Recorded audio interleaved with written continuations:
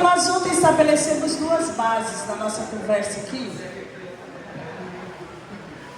E como eu falei ontem, a gente vai construir pequenas camadas. Por isso que é importante que você esteja aqui com o coração, mas também lembrando o que a gente está falando, para que você possa ter uma compreensão maior daquilo que a gente vai construir juntos aqui.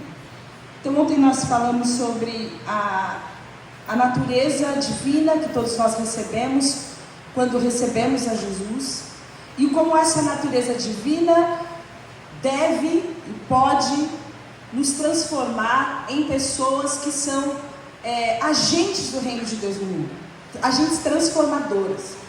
Quantas promessas, quantas coisas grandiosas estão intrínsecas nessa natureza que todos nós recebemos. Todos nós, quando recebemos a Cristo, recebemos o poder de sermos feitos filhos de Deus, o poder de sermos a imagem e semelhança de Cristo. E a grande questão é, por que não somos? Por que não somos a imagem e semelhança de Cristo?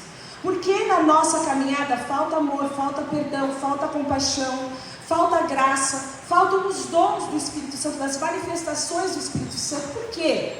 Porque há algo que nos enfraquece, há algo que rouba de nós essa natureza e faz com que a gente ainda permaneça deformado. Não temos a imagem de Cristo sendo refletida em nós.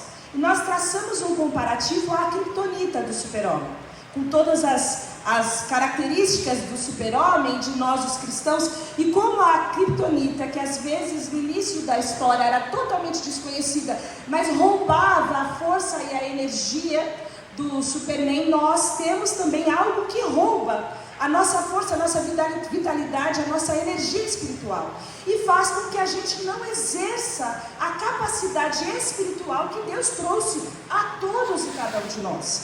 Então nós estamos reunidos nesses dias para identificar o que é que tem roubado, o que é que tem nos enfraquecido. A palavra de Deus diz que existem entre os cristãos muitos fracos, muitos doentes, muitos que dormem, muitas pessoas que não discernem o corpo de Cristo. E nós também precisamos entender que todas as nossas atitudes, todos os nossos pecados, a nossa vida, o nosso comportamento, a forma com que a gente gerencia o nosso relacionamento com Deus tem efeitos diretos na nossa igreja, tem efeito, tem relação na nossa congregação, porque todos nós somos um só em Cristo Jesus. Então, se você pensar, por exemplo, que você tem uma dor que ela irradia para outro lugar, você vai entender como é que funciona um corpo. Dói num lugar, mas você precisa se deitar, porque você está com muita dor de cabeça, então você tem que se deitar, e você fecha os olhos, e você precisa de silêncio, e você não consegue falar porque dói a sua cabeça. O corpo inteiro padece quando existe uma dor, um adoecimento no corpo. Nós sabemos o que acontece quando o nosso corpo tem uma coisinha nela que está em disfunção. E assim também é o corpo de Cristo. Se um adoece, todos sofrem, todos sentem.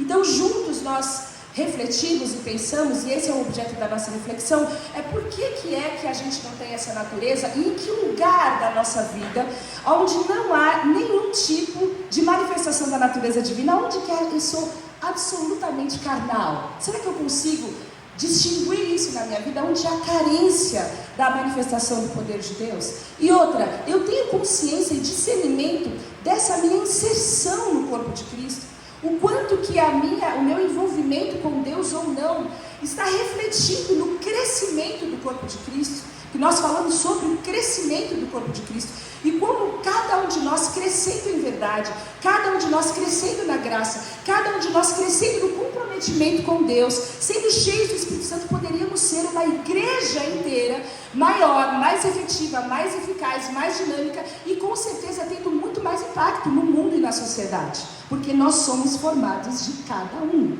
todos formados de cada um. Então nós vamos desdobrar um pouco desses pensamentos nesses dias, e hoje nós vamos conversar sobre a criptonita, identificar o que pode ser a criptonita. E eu quero orar com você um minuto, por favor. Senhor, nós te agradecemos pela oportunidade, por esse dia lindo que o Senhor nos deu, por cada uma das pessoas que estão aqui nessa manhã. Nós te agradecemos, ó Deus, pela tua palavra, nós te agradecemos pelo nosso coração que está sensível e pronto para receber a tua palavra, e pedimos que o teu Espírito Santo tenha liberdade para trazer no nosso coração um convencimento daquilo que é o pecado, a justiça e o juízo, para nos transformar, para transformar o nosso entendimento, a fim de que a gente possa experimentar a Tua boa, perfeita e agradável vontade, Senhor. Em nome de Jesus, que eu faço essa oração. Amém. Eu quero começar contando uma história para você, uma história de amor. Uma história de um casal que se conheceu, e o nome dele era Justin, o nome dela era Angela. E o Justin se apaixonou pela Angela, foi amor à primeira vista.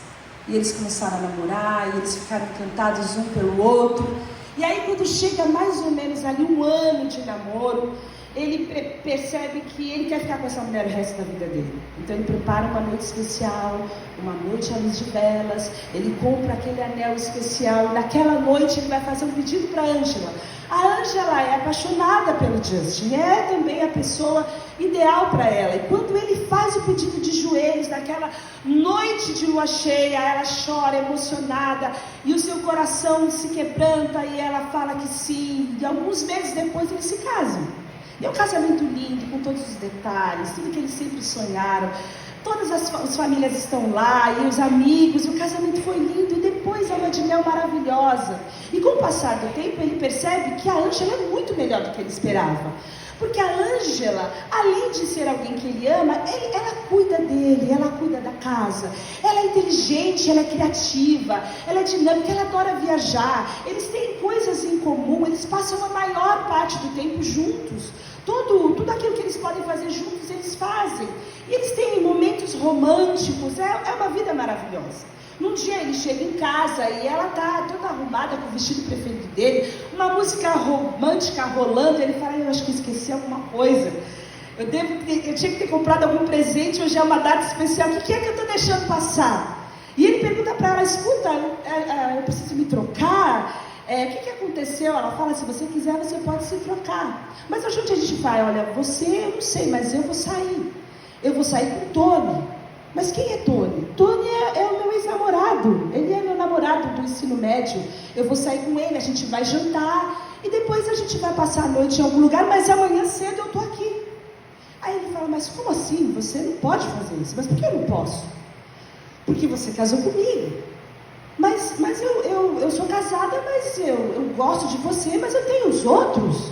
Eu não posso deixar os outros. Eu também gosto deles. Eu dou prioridade para você. Você é o meu preferido.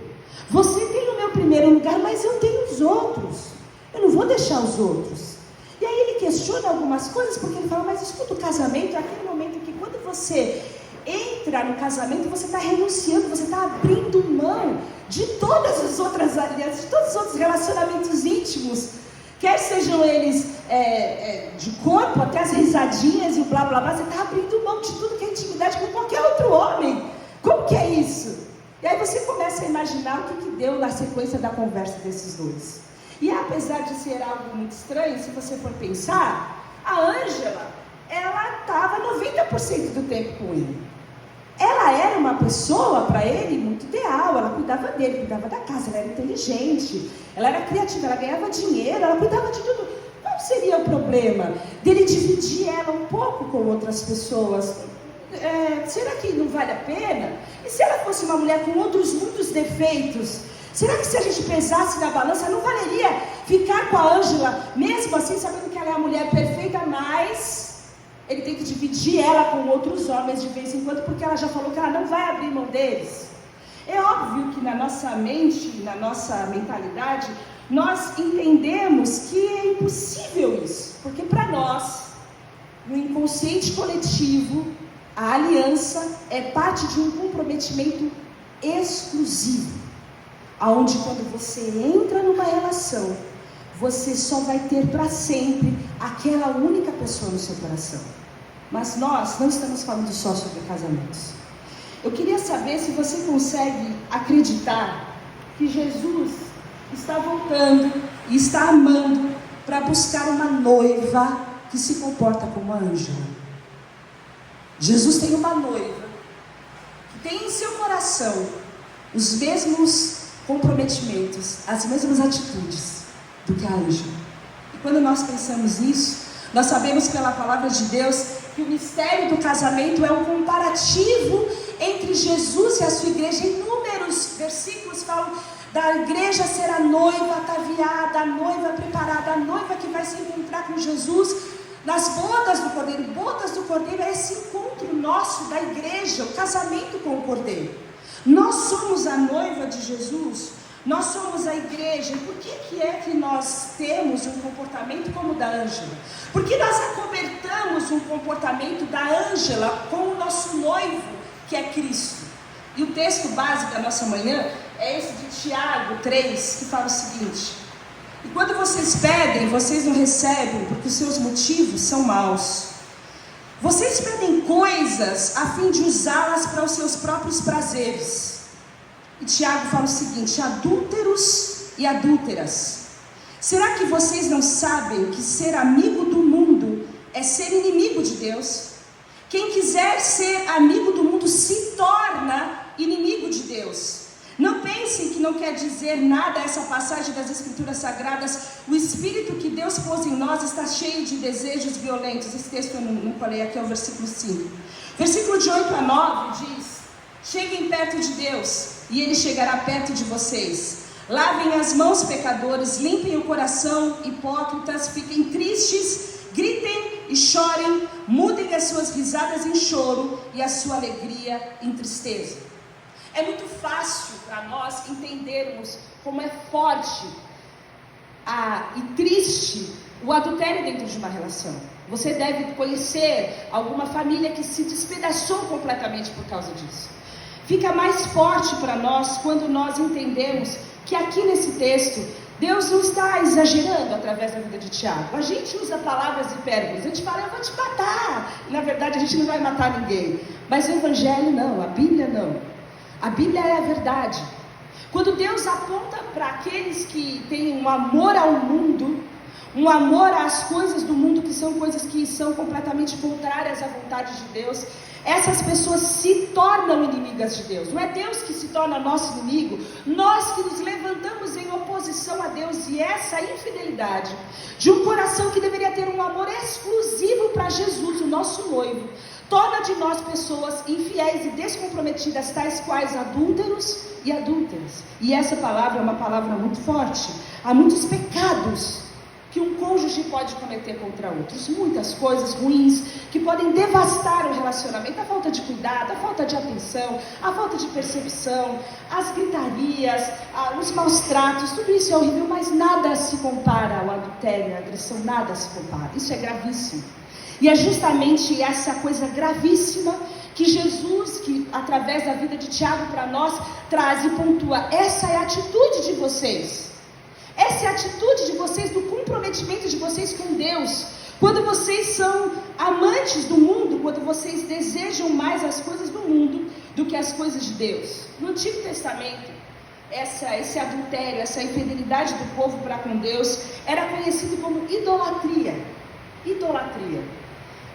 Você vai ler as Escrituras e vai ver que essa mesma infidelidade que impedia o povo de prosseguir, impedia o povo de crescer, impedia o povo de desfrutar constantemente da presença de Deus, é a mesma infidelidade que Tiago está falando, é a mesma infidelidade que Paulo vai falar em suas cartas.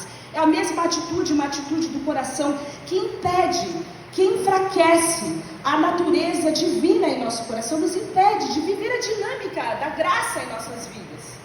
Eu não sei se você se lembra o como que isso traz fracos, doentes e que dormem, mas uma das coisas que essa fraqueza traz em nosso coração é um coração que não é leal para com Deus.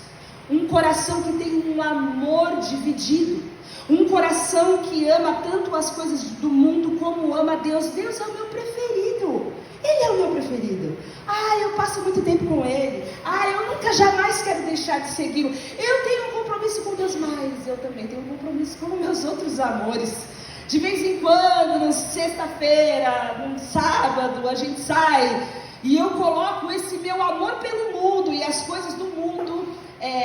Eu coloco aquilo para funcionar porque é um prazer para mim. Essas coisas são boas para mim. E esse tipo de atitude infiel é o que nos traz um problema e um enfraquecimento na nossa relação com Deus e também da natureza divina. E aí você pergunta: o que nos faz amar o mundo? O que nos faz desejar nos enquadrar dentro desse contexto que a gente sabe que tem um dominador, que tem um príncipe, que é tudo calculado, que o diabo não dá ponto sem nó, que tudo que a gente vê, que tudo que a gente assiste, tudo que a gente ouve, é tudo absolutamente manipulado e gera desejos em nosso coração. O que nos faz querer, desejar, participar? O que nos faz? É o nosso próprio coração, são os nossos próprios desejos, é o nosso próprio umbigo. E eu quero ler com você, então, um versículo que traz... Cadê ele? Um versículo que traz as bases, o tripé que mantém o mundo de pé. E ele está em 1 João 2,16 e fala: nada que é desse mundo vem do Pai, nada. Os maus desejos da natureza humana, a vontade de ter o que agrada aos olhos e o orgulho pelas coisas da vida, tudo isso não vem do Pai, mas do mundo. Você vai conhecer a versão que está de baixo, que é uma versão mais conhecida, não é na linguagem de hoje, que fala: não amem o mundo e nem o que nele há. Se alguém ama o mundo, o amor do Pai não está nele, pois tudo o que há no mundo, a cobiça da carne, ou concupiscência da carne, a cobiça dos olhos e a ostentação de bens, ou a soberba da vida, como diz a outra versão, não provém do Pai, mas do mundo.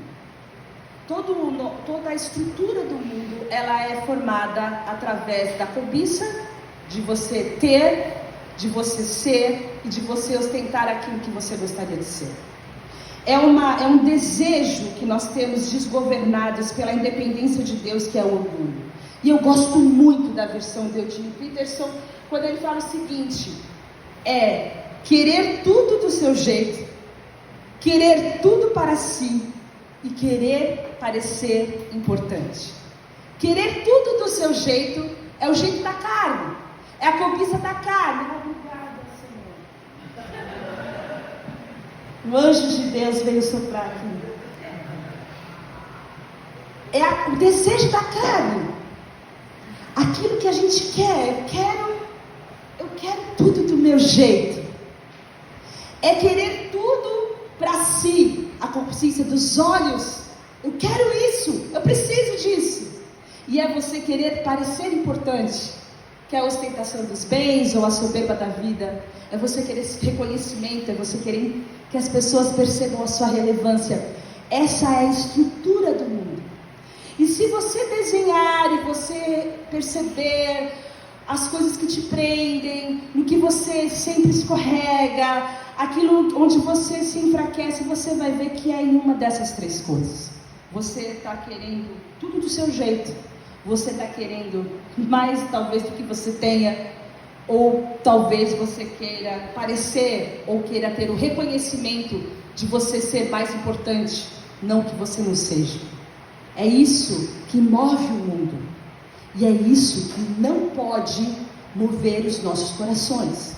Porque se o nosso coração for movido pela cobiça da carne, pela cobiça dos olhos ou pela soberba da vida, nós vamos estar amando mais o mundo. Nós vamos ter aquela nossa sexta-feira com o mundo, apesar de ter toda a nossa maior parte do tempo com Deus, de Deus ser a prioridade da nossa vida. Nós seremos aqueles que Tiago fala, adúlteros e adúlteras. Vocês não sabem que quando vocês têm uma mente dividida, quando vocês têm um coração dividido, vocês estão em inimizade com Deus, porque esse comportamento é um comportamento de adultério, de falta de comprometimento, que é como a idolatria. E essa força motivadora do mundo é aquela onde a gente entende: eu sei o que é melhor para mim e eu quero isso.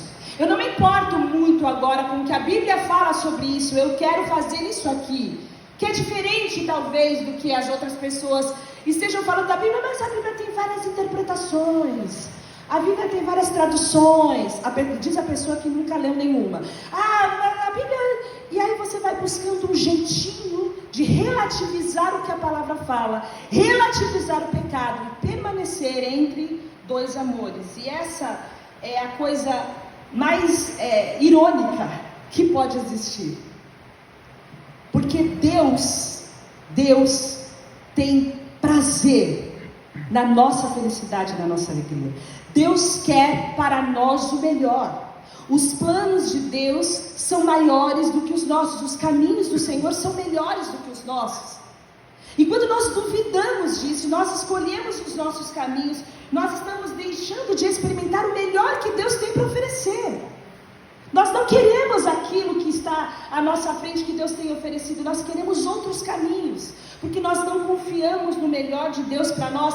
A palavra de Deus fala em Tiago 1,16 que todas as coisas boas, todas as boas dádivas, todas as coisas maravilhosas vêm do Pai das luzes. Nós precisamos confiar nisso.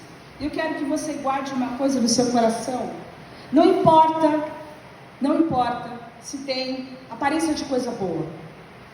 Não importa se te faz feliz. Não importa se é engraçado ou divertido. Não importa se a sociedade aceita. Não importa se vai te fazer mais rico. Não importa se é romântico. Não importa se é fofo. Não importa se é perfumado. Não importa se tem bons recursos. Não importa se é contra a palavra de Deus, se é contra a palavra escrita, a palavra revelada de Deus. Guarde isso no seu coração. Isso não é para você. Isso não é para você. Se você for pensar, quando a Eva estava de frente para o fruto, aquilo parecia um bom negócio. Vamos ler, o texto fala que viu a mulher que aquela árvore era boa, ela era agradável aos olhos, era boa para se comer, agradável aos olhos, ia sustentar o corpo, era agradável aos olhos, ia cuidar da carne, ia cuidar dos olhos, eu quero ter. E ela ia trazer um entendimento, ela ia me trazer algo para eu poder ser. Ela monta o tripé, ela me dá algo que eu quero ter, ela me faz ser quem eu quero ser, e ela me traz um reconhecimento de um entendimento que eu tenho. Ah, ela foi e comeu. Mas qual tinha sido a palavra de Deus para Eva? Não coma. Mas parecia tão bom. Era agradável, era lindo aquele negócio. Estava com fome. Foi bênção de Deus na minha vida aquilo lá. Apareceu bem na minha frente aquele fruto ali. Tinha um entendimento que eu ia receber. E quando ela come, ela dá também ao seu marido. E a palavra de Deus fala em Provérbios 14, 12, que há um caminho que ao homem parece ser direito, mas o fim deles são caminhos de morte. E o seu relacionamento com Deus é a sua vida. É de vida que nós estamos falando. A vida eterna já está acontecendo. Você pode prorrogar e jogando lá para frente suas escolhas, seus comprometimentos, mas a vida eterna já está acontecendo. Você não sabe quanto tempo você tem. E quando você não sabe quanto tempo você tem muito pouco tempo para fazer as suas escolhas e para viver o reino de Deus. Você hoje, a vida que você está fazendo é uma vida de compromisso com o Senhor ou de descompromisso com o Senhor. E a gente vai voltar também a falar de infidelidade, mas agora dentro do contexto da idolatria, que é o que a palavra fala. E é uma coisa forte, porque você fala, como que a infidelidade pode ser idolatria? Eu não adoro mais ninguém, eu não tenho santos, eu não tenho amuletos, eu não sou idólatra. Tem uma coisa que eu tenho certeza, é que eu sirvo a Jesus, que eu só tenho Jesus. Mas a idolatria, ela está ligada à adoração. O que é adoração? Talvez você pense que é a música que a gente faz aqui, mas adoração não tem nada a ver com música. Não tem absolutamente nada a ver com música. Se você pensa que é isso, não é. A primeira vez que a palavra adoração aparece na Bíblia, ela aparece em Gênesis 22, no versículo 5, quando Abraão está subindo com Isaac. Quando Deus pede para Abraão para entregar o seu único filho, ele está subindo com Isaac. E ele responde para aqueles seus servos: fiquem aqui com o jumento, enquanto eu e o rapaz vamos lá. Depois de adorarmos, nós voltaremos. Eu não vejo se ele levou algum equipamento de som, se tinha uma Kombi junto com ele, se tinha um grupo de louvor, mas não tinha, porque o texto fala que estavam só os dois. O que ele foi fazer lá no monte? Ele foi obedecer. Ele foi obedecer ao Senhor. A adoração está ligada à obediência. E quando nós entendemos que nós glorificamos a Deus, nós honramos a Deus, quando nós obedecemos a Ele, que a adoração é quando nós nos submetemos ao governo de Deus, nós sabemos que não existe nenhum outro culto. Não existe nenhum outro sacrifício, nenhum outro movimento que possa substituir a nossa obediência. Não adianta participar de todas as reuniões de oração, de todos os grupos, participar de todos os cultos, ser o primeiro a chegar, o último a ir embora, e fazer jejum, e não adianta nada disso se você não está disposto a obedecer a palavra de Deus. Porque um coração de adorador é um coração que obedece. Nós entendemos que o contexto da palavra de Deus, quando fala de a idolatria ser igual à desobediência, é muito parecido com o texto que nós lemos ontem. Ontem nós falamos de Acã, de uma ordem que Deus deu ao povo de Israel para vingar o povo de Israel e ir numa cidade dos amalequitas e destruir tudo. Aqui nós temos uma situação muito parecida. Saul era rei, 1 Samuel 15, você pode ler depois esse texto. Saul era rei, Samuel era o profeta que entregava a palavra de Deus, a palavra da parte de Deus para Saul. E ele chega de uma forma bem clara e direta e dá uma ordem direta de Deus para destruir os amalequitas e tudo, absolutamente tudo que tivesse naquela cidade, tudo. Era uma vingança por eles terem atacado o povo de Deus no momento de vulnerabilidade. Então Saul mobiliza o seu exército, ele vai para atacar aquela cidade. A ordem era clara, não era para sobrar nada, nem gado, nem ovelha, nem nada, era para destruir tudo. Mas a palavra de Deus fala no versículo 7 a 9, que ele atacou os amalequitas por todo o caminho, e depois capturou o vivo Agag, que era o rei deles, e exterminou o povo. Mas eles pouparam Agag, o melhor das ovelhas, dos bois, dos bezerros gordos e dos cordeiros. E eles pouparam tudo que era bom, mas tudo que era desprezível e inútil eles destruíram. Eles fizeram 99. Eles destruíram tudo. Eles pegaram aquilo que eles julgaram que... Saul pega aquilo que ele julga que é importante. Mas qual era a ordem de Deus? Destrua tudo. Tudo que tiver pela frente. Naquele momento ele tem uma obediência parcial, e uma obediência parcial é desobediência. E essa desobediência custa muito caro para Saul, porque a partir dessa desobediência escancarada à palavra e à ordem de Deus, Deus então se lamenta de ter instituído a Samuel como rei daquele povo.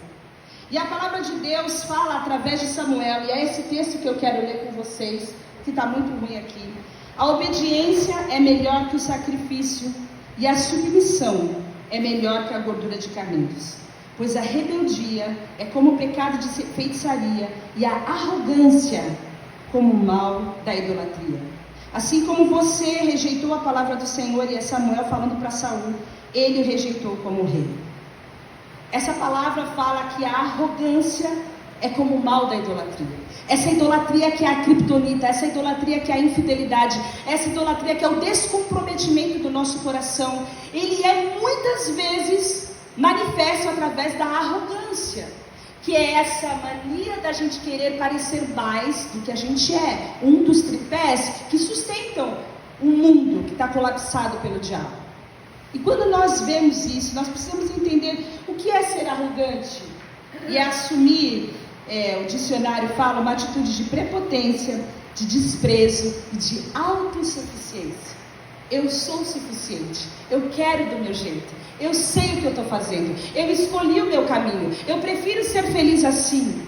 E essa arrogância, esse movimento contrário de independência à voz e à lei de Deus, onde nós desprezamos a vontade de Deus e a palavra de Deus, onde eu escolho a minha agenda, o meu plano, os meus valores, os meus desejos, esse caminho é um caminho de enfraquecimento da natureza divina no nosso coração.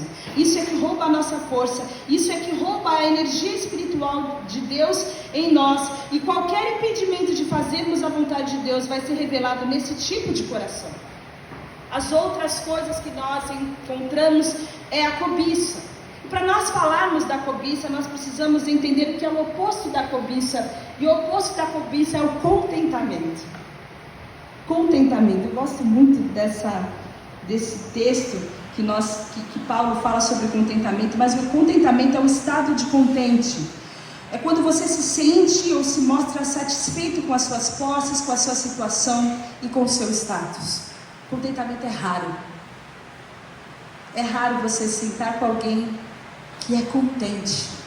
que é satisfeito, que é grato, que é feliz, que consegue olhar sua vida toda com gratidão, ver cada detalhe da sua vida e entender ali tudo que ele tem, tudo que ele é, independente do quanto seja, porque a gente não está falando de recursos, porque tem gente muito rica, insatisfeita e ingrata, como aquele homem que tinha alcançado uma quantidade tão grande na colheita, mas ao invés de ficar tranquilo, ele constrói mais uma tenda, mais um lugar, mais um armazém, para continuar na sede, na busca da satisfação dos seus desejos.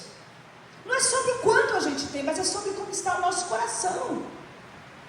E um coração que não tem contentamento, um coração que não tem o que a palavra grega fala que é arkel, ele nunca se basta, nada nunca é suficiente, nada nunca é poderoso para satisfazer, nada jamais. É um coração que cobiça.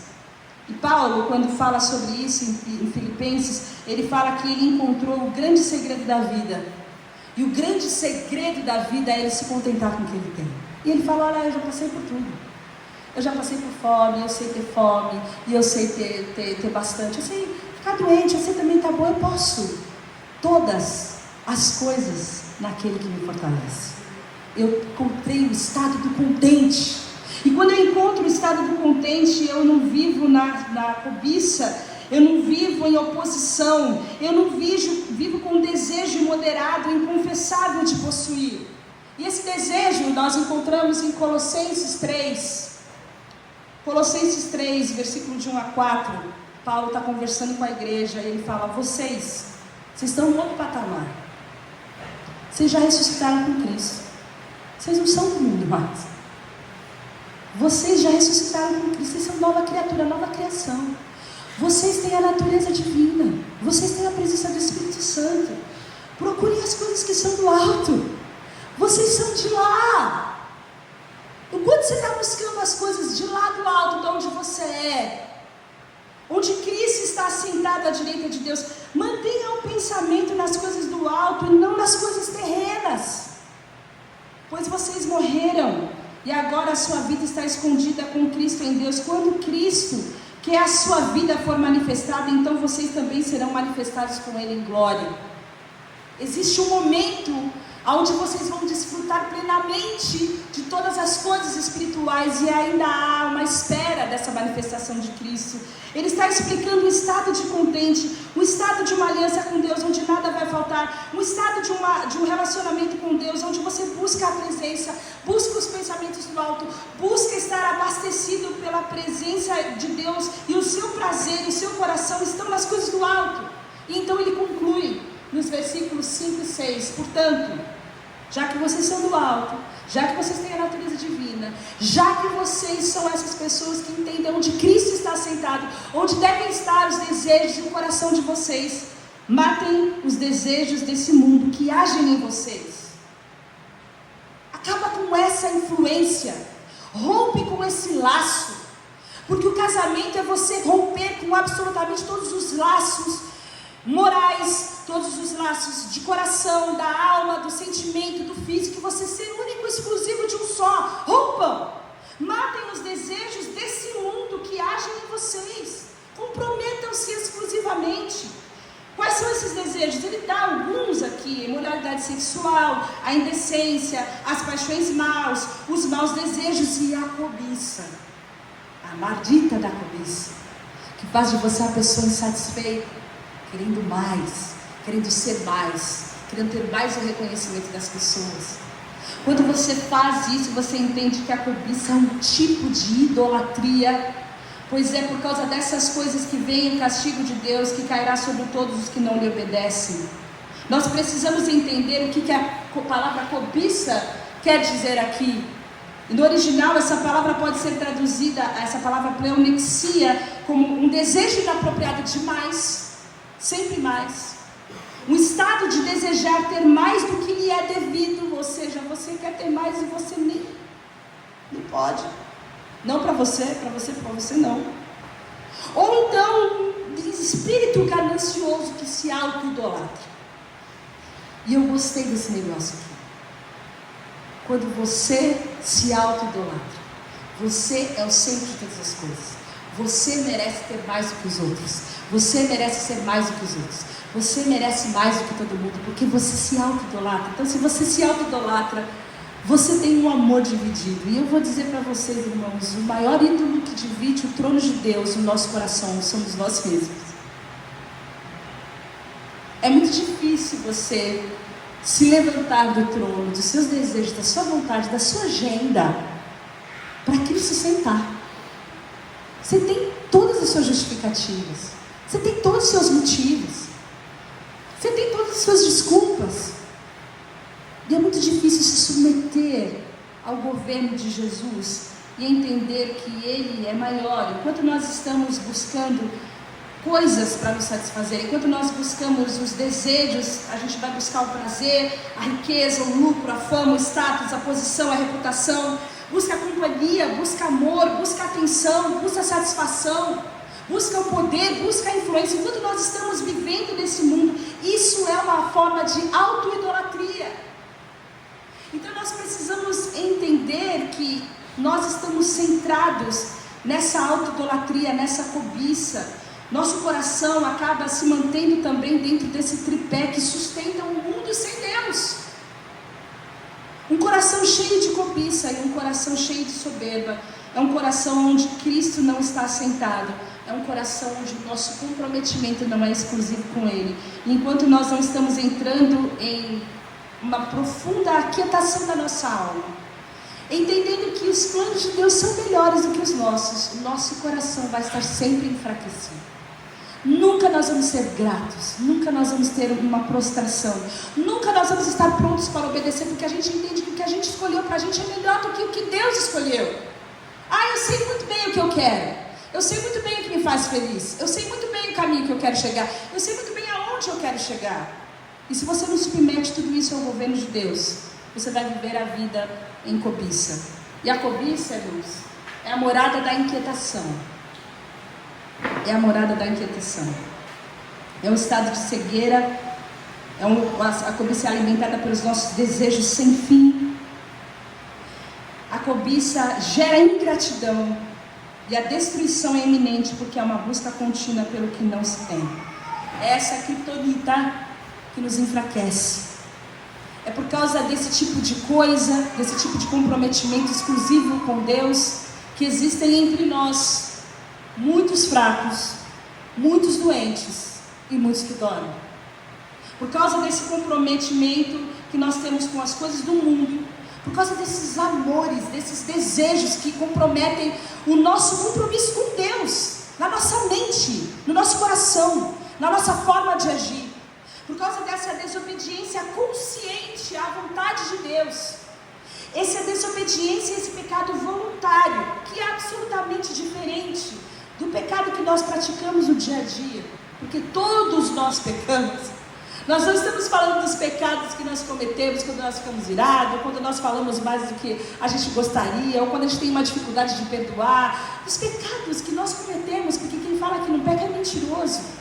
Nós estamos falando de uma posição, de oposição contra a vontade de Deus, onde eu escolho ser amigo do mundo, onde eu escolho os desejos das coisas do mundo e eu descarto a vontade de Deus. Esse tipo de conduta é aquilo que vai fazer com que a gente seja enfraquecido. Foi assim que o engano entrou no mundo. Quando a mulher viu, achou que era bom, achou que dava para comer, achou que era bonito. E achou que a partir da experiência daquilo ali, a vida dela ia mudar. E mudou. A nossa também. Então nós precisamos tomar muito cuidado quando há uma revelação de Deus na palavra. E mesmo assim a gente continua olhando e achando que é bom. Achando que aquele negócio pode ser um bom negócio pra gente. Achando que pode ser uma experiência que vale a pena. Vale a pena. Porque há caminhos que parecem bons aos nossos olhos, mas são caminhos que destoam da vontade de Deus. Então, nesses dias, e as nossas perguntas para o dia de hoje, nessa manhã, será que nós queremos que os efeitos do pecado impeçam a nossa força sobrenatural de filhos de Deus? Será que nós estamos dispostos a viver no engano e permanecer muito abaixo daquilo que nós somos chamados para viver? Será que queremos aproveitar tudo do mundo e querer ir só para o céu? Eu falava para um grupo de novos que as pessoas às vezes veem na salvação tipo de seguro de vida. Eu vou vivendo como eu quero viver. Vou na igreja de vez em quando, que é tipo a mensalidade que eu pago do seguro. E se eu morrer, está garantido. É essa a única relação que as pessoas querem com Deus. É Deus lá no futuro, Deus aqui não. Eu vou na igreja, faço umas coisas lá, tenho os compromissos, mas eu quero viver como eu quero viver. Eu só quero a garantia lá na frente. Se um dia eu bater com as botas, eu não quero ir para o inferno. Só que o reino de Deus está acontecendo aqui, agora. O reino de Deus é esse, é conhecer a Jesus Cristo como nosso único Deus verdadeiro, é conhecer o Pai que enviou o Filho, é viver e desfrutar desse relacionamento com Deus. Isso é vida eterna. Se você acha que você vai um dia chegar no céu e falar para Jesus: oi, muito prazer, nós vamos falar sobre isso hoje à noite. Não vai ser por aí. Você tem uma vida com Deus só se você se relaciona com Ele.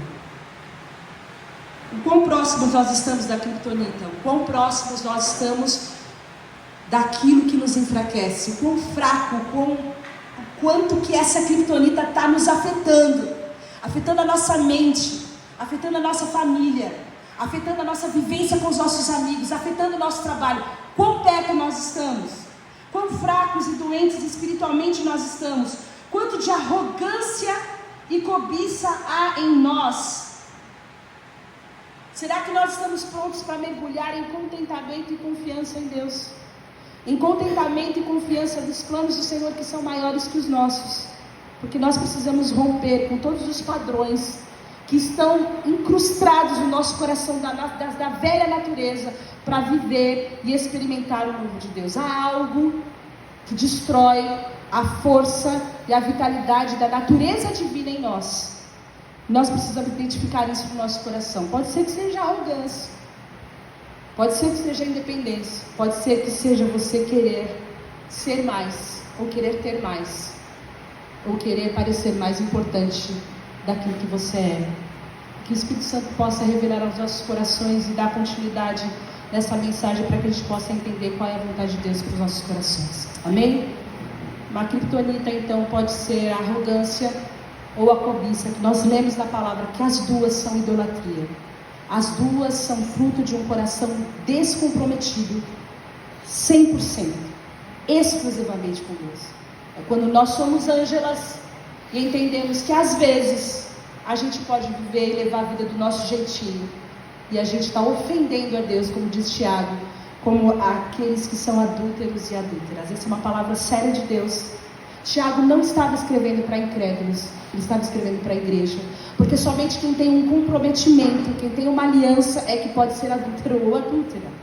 Era para nós que ele estava escrevendo, era para aqueles que têm um compromisso firmado com Deus, para que a gente possa verificar e analisar o nosso coração e ver o quanto que nós estamos comprometidos 100% com o Evangelho na nossa vida, no nosso coração, na nossa mente, nos nossos sentimentos e também nas nossas atitudes. Vamos orar. Senhor, pedimos que a Tua Palavra seja ministrada ao nosso coração pelo Teu Espírito. Eu creio que o Senhor já tem falado algumas coisas aos nossos corações, porque essa é a nossa oração, que o Teu Espírito Santo encontre um lugar de convencimento em nós. E muitos de nós estão cansados dessa fraqueza espiritual. Muitos de nós estão cansados dessa doença espiritual. Muitos de nós queremos mais de Ti. E nós pedimos que o Senhor nos ajude a vencer as dificuldades que nós temos, a nos render, Senhor, ao Teu senhorio, a nos render à Tua bondade, a nos render à Tua palavra, a nos render aos Teus planos e aos Teus pensamentos, a sermos Teus exclusivamente, Senhor, a termos um coração onde tem um rei assentado, que reina com poder e glória, que reina com autoridade.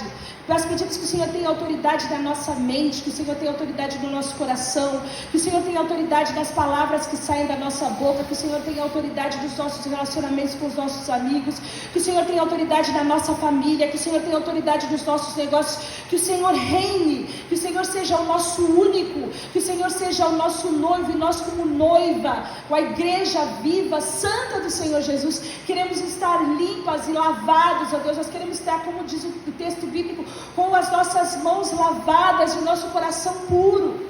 E eu peço a Deus que a Tua Palavra encontre um lugar de arrependimento em cada um dos nossos corações, para que a gente possa, Deus, experimentar o melhor que o Senhor tem para cada um de nós, e possamos estar de volta à identidade para o qual cada um de nós foi chamado.